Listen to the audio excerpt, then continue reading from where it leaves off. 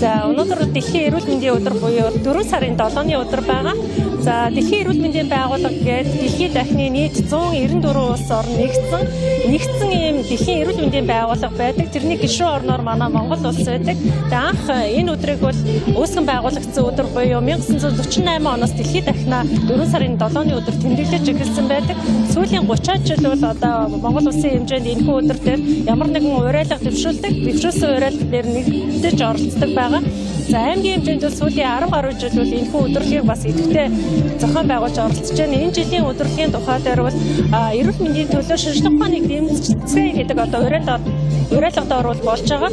За энэ маань анагаах ухаан бол нотлохын суурилсан хүнд үзүүлэх тусламж үйлчилгээ эрсдэлгүй аюулгүй байх ёстой, аливаа шинжлэх ухааны нотлохоос судалгаанд тулгуурласан байх ёстой гэдгийг бол илүү эрүүл мэндийн байгууллагууд руу уриалж байна.